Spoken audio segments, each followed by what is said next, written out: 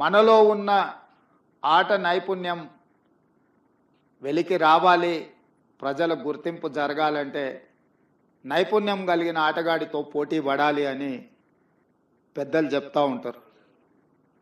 ఈరోజు పక్క రాష్ట్రంలో నారా చంద్రబాబు నాయుడు గారు ముఖ్యమంత్రిగా బాధ్యత చేపట్టిన తర్వాత అభివృద్ధిలో, సంక్షేమంలో వారితో పోటీ పడి ఈ రాష్ట్రాన్ని ముందుకు నడిపించే అవకాశం నాకు వచ్చింది.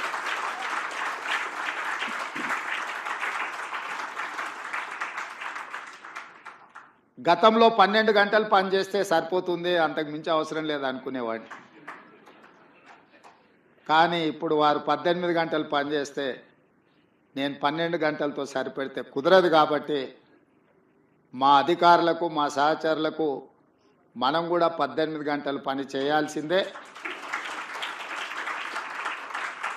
అభివృద్ధి విషయంలో, సంక్షేమం విషయంలో పోటీపడి ఈ 2 తెలుగు రాష్ట్రాలు ప్రపంచానికే ఒక రోల్ మోడల్గా నిలబడాలి అని నేను భావిస్తున్నాను.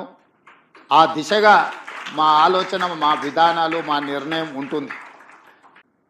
మనలో ఉన్న ఆట నైపుణ్యం వెలికి రావాలి, ప్రజల గుర్తింపు జరగాలంటే నైపుణ్యం కలిగిన ఆటగాడితో పోటీ పడాలి అని పెద్దలు చెప్తా ఉంటారు.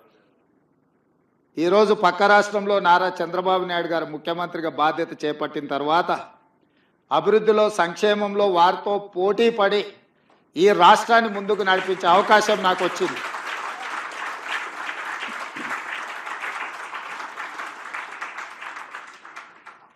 గతంలో 12 గంటలు పనిచేస్తే సరిపోతుంది, అంతకు మించి అవసరం లేదు అనుకునేవాడిని.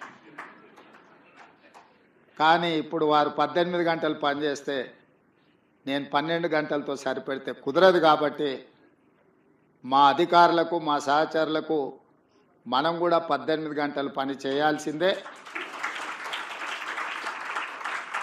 అభివృద్ధి విషయంలో, సంక్షేమం విషయంలో పోటీపడి ఈ 2 తెలుగు రాష్ట్రాలు ప్రపంచానికే ఒక రోల్